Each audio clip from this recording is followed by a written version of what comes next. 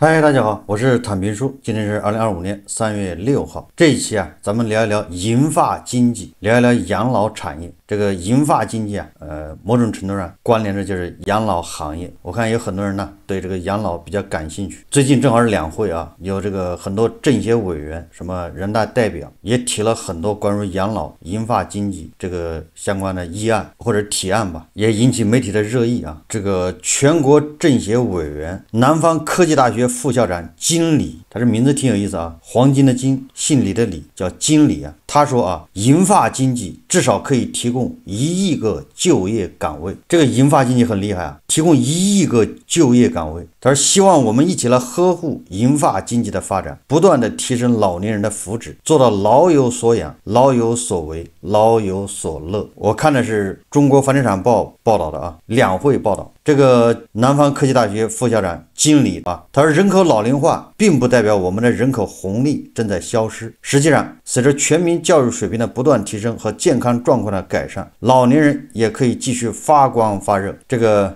基本上和人民日报保持了一个论调一个高度跟人民日报看齐也就是人口老龄化还有我们的人口下降，这不代表我们人口红利消失，因为是质量的留下来了低质量的没了就这个逻辑3月4日下午，全国政协14届3次会议第一场委员通道集体采访活动在人民大会堂中央大厅北侧举行。金李在本次委员通道上发表了上述观点：家家都有老人，人人都会变老。金李介绍全球的人口结构正在发生深刻变化，我国的人口老龄化也在持续提升。我国60岁以上的人口现在已经超过3亿，到了2035年将突破4亿。然后这个经理他从这个实际案例说起。他说去年新加坡国立大学商学院院长卸任的一位70多岁的学者加入我所在的深圳南方科技大学，筹建创新创业和组织管理系。在我看来，他青春正当时。这个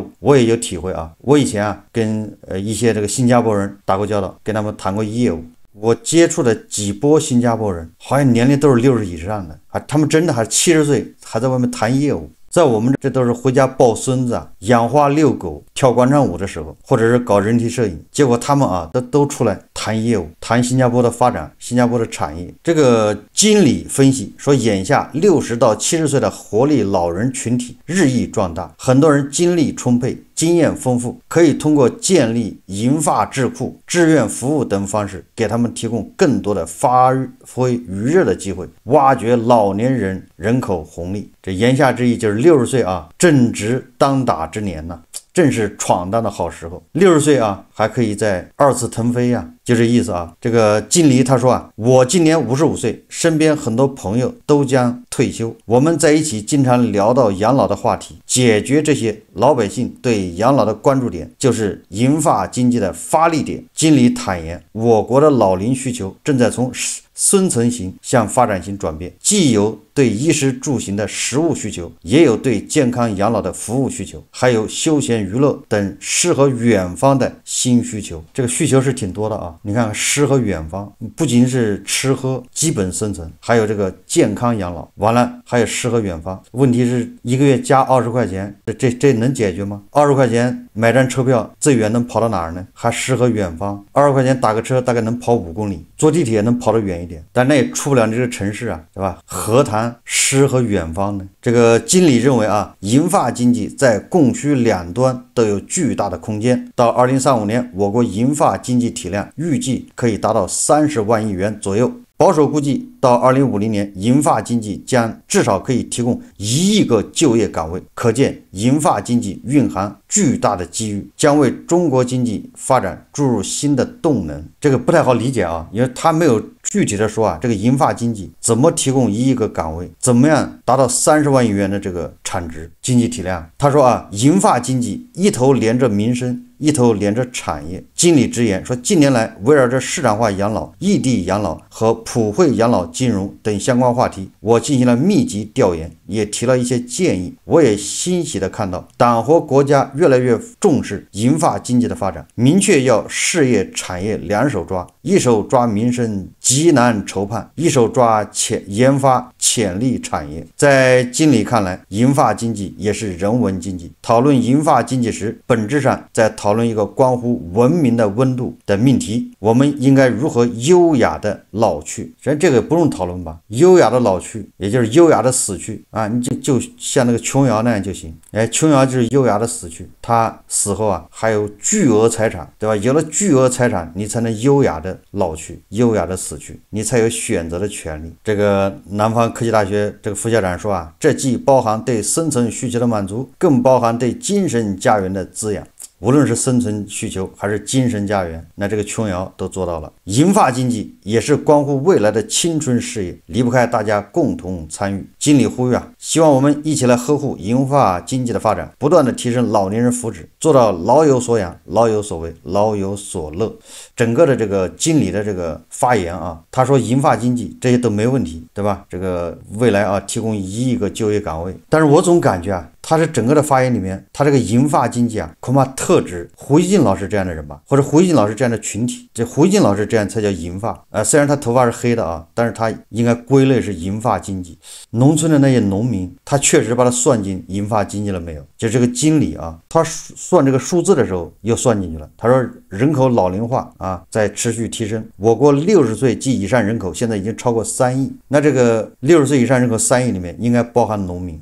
这个农民每个月养老金啊，现在暴涨10%，大幅度提高啊。那这3亿里面恐怕有2亿多是农民吧？胡锡进老师这样是少数啊，对吧？城镇职工也是少数啊，就是在3亿里面应该是大头是农民。这些农民一个月对吧，只有100多块钱，哪来的银发经济啊？就我不太理解啊。所以说这个经理啊，这个代表他应该是按照人民日报的这个说法，指的是高质量银发经济，就是高质量银发老人，那就是胡锡进这样的。就是至少目前我们的3亿60岁以上的人恐怕以农民为主，不知道这3亿人怎么搞银发经济啊？就是不太理解啊。他说我们到2035年，就10年以后啊，我们的银发经济体量达到30万亿。假设啊，农民不考虑，就2亿多的农民不考虑，我们这3亿人都是胡锡进老师这样的。那你说胡锡进老师天天1日3餐就玩命的吃那个巴奴火锅，对吧？高档火锅他能吃多少钱呢？胡锡进老师还有什么需求吗？你让他去玩游山玩水旅游，他能花多少钱？胡锡进老师捏不捏脚，对吧？胡锡进老师爱好就是人体摄影，能花多少钱？也就是说，这个即便都是胡锡进老师这样的人，你的银发经济体量你怎么做到30万亿，对吧？也就是你1亿胡锡进老师这样的退休干部啊，那30万亿，你相当于一个人要1年花30万，一个月差不多3万块吧。你胡锡进老师退休金是2万，自己再搭个1万，3万块就照这个造，是不是这意思啊？本来是有可能啊，对吧？如果你只让胡锡进老师吃，他怎么吃？对吧？放开肚皮，他一个月吃不到3万块或者2万，天天造。胡锡进老师啊，消费受到限制，对吧？他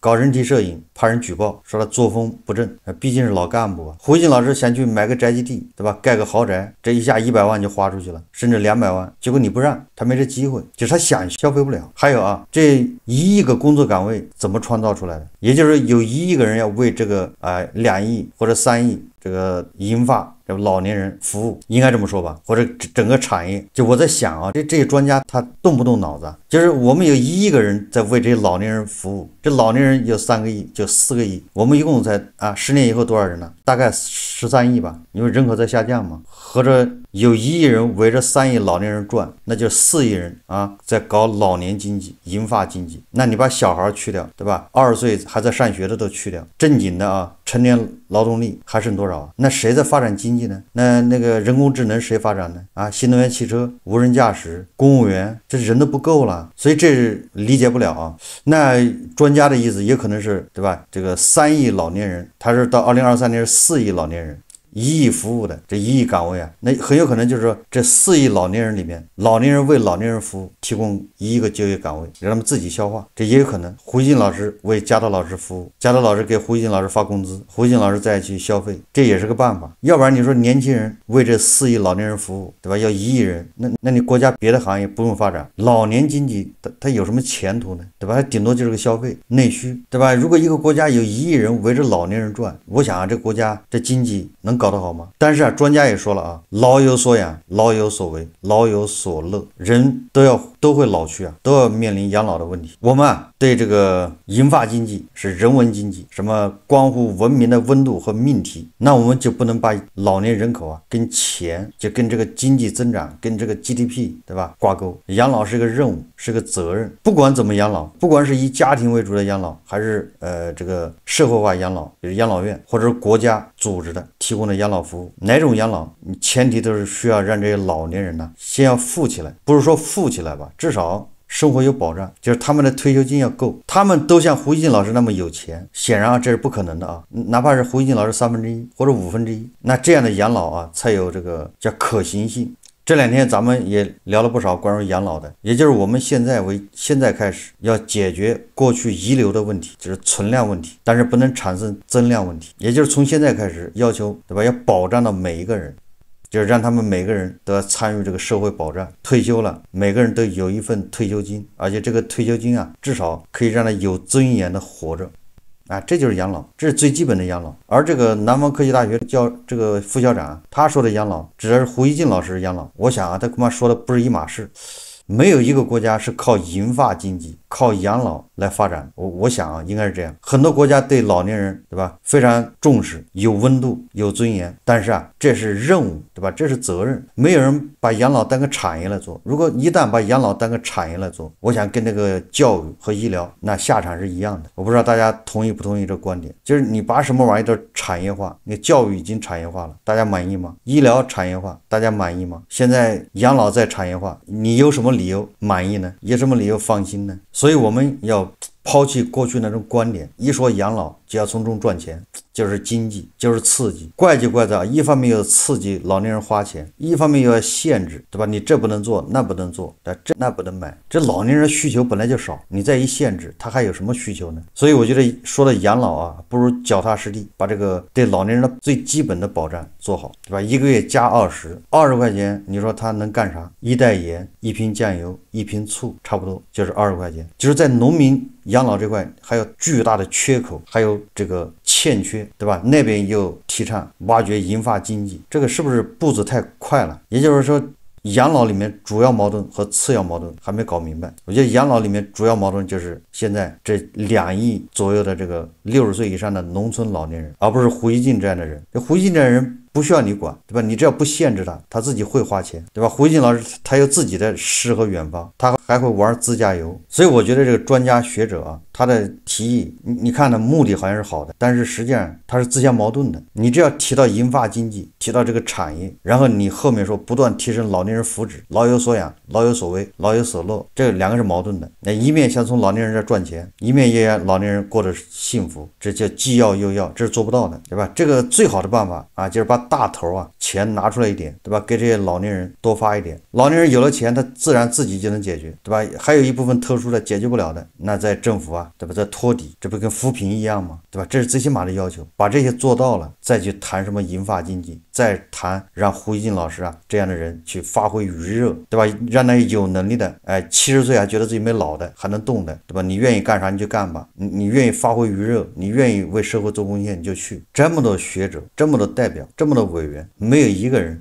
说提议把这20块钱加一加，或者没有媒体来报道这个事，就是说这20块有没有必要再多加一点？能不能一次把农民的这个养老金的基础啊，对吧，提高到300，20的加，那还要至少加7年才能加到300。有网友说啊，一次加到300，那你只感谢一次，感恩感谢，对吧？每次加20，分7次加，那你得感谢7回，感恩7回，感激7回。这么说也有道理啊。有人就喜欢得寸进尺，对吧？给你加到300，你还有500，加到500，你像跟胡锡进老师一样，不能惯着毛病，只能徐徐图之啊。所以有网友评价啊，咱们从幼儿园开始，对吧？你就变成一个产业，教育一个产业，把你搞到20几岁，好不容易毕业了吧，找不到工作，好不容易找到一个工作吧，被迫啊，因为你要结婚，对吧？你要生孩子一大堆的，你要成家，就被迫贷款买房子。20多岁毕业，然后你贷款30年买房子，如果顺利的话啊，你正好30年把按揭贷款还完，你也退休了，完了又变成银发经济，又变成产业，对吧？又得贡献，又得从你身上赚钱，对吧？你又得变成一个什么一份子。你看看啊，这人整个的就是一个人肉电池啊，吃干榨净，从生下来到最后，对吧？进火葬场，你都是产业里面的一份子，把你跟经济挂钩，这个实际上已经脱离了啊，这人活着的意义。就是为什么活着？活着难道就是为产业做贡献吗？但是呢，我们不聊经济又不行，对吧？经济社会没有钱，没有物质，寸步难行，对吧？国家不发展，不富裕，也是寸步难行。上个世纪70年代，对吧？一穷二白，是没产业，那样的日子大家也不想回到过去啊。所以问题在哪儿呢？说来说去啊，还是在分配上面，对吧？大头啊留得太多，小头总是紧巴巴的，总是不够。大头一多呢，因为全民所有。实际上就是全民都没有，不知道是谁的，所以他就可以挥霍，没人负责，可以浪费。小头你倒是负责，因为是你自己的，但是你不够啊，是吧？说来说去就是最后还是分配的问题。尤其这个疫情以后啊，大家有没有发现这个贫富差距是在拉大？有钱的越来越有钱，没钱的现在是越来越没钱，找不到工作，降薪。上海20万1平米的房子，对吧？3000万、4000万一套的房子，日光，有钱人还去抢购，还要加价，韭菜买个70、80万的房子，对吧？还七大姑八大姨借钱，掏空6个钱包，背上30年的这个贷款。所以说啊，这种贫富差距啊，实在在拉大。不光上海啊，北京、杭州、宁波很多豪宅不愁卖，而且价格还在涨。我们这个中国人民银行啊，是不是前一阵子公布的，咱们有350万亿存款，好像是这么多吧？是150万亿，我记错了啊，就是人均好像11万，150万亿，这存款到底是谁的呢？对吧？咱们大部分人，很多网友啊，都穷得叮当响，对吧？都穷到扰民啊，他哪有10万块钱存款？所以说这个存款到底是谁的？恐怕是那10%的人，或者是5%的人占了大头啊！这就是贫富差距的这个一个特征啊！我说是存款啊，不是资产。要是资产的话，你把房子算上，那就更厉害。存款是现金啊，对吧？150万亿，人均11万，对吧？你可以看看你有没有拖后腿。哎，至少我们微观感受是，大家越来越难，越来越难，肯定是你钱越来越少嘛，赚钱也越来越少。但是我们的存款也在越来越多，那你说谁存的越来越多呢？啊，所以说这些问题要亟待解决。哎，很遗憾啊，这次我们也看到相关的这种提案啊，倒是那个董明珠10年如一日的提这个要提高什么个税起征点。所以说啊，牵一发而动全身。所谓的银发经济，所谓的养老，所谓的让老年人老有所养、老有所依、老有所为，它也跟分配啊密不可分，对吧？你不能一说到老有所养、银发经济，对吧？你马上就修老年什么老干部疗养中心，花了100个亿，那是老有所养。但是这跟其他老年人有什么关系呢？连胡一静老师都没这个资格去享受啊。哎，所以说啊，说来说去还是分配。我们现在的分配啊，现在这个结果，它不是市场造成的，对吧？它是市场被扭曲，它是权力造成的。而如果是市场造成的，那好办；权力造成的，那就难办。好，这期节目我们就聊到这里，感谢大家收看。如果喜欢我的节目，欢迎订阅转发，也可以在下方留言评论，谢谢大家。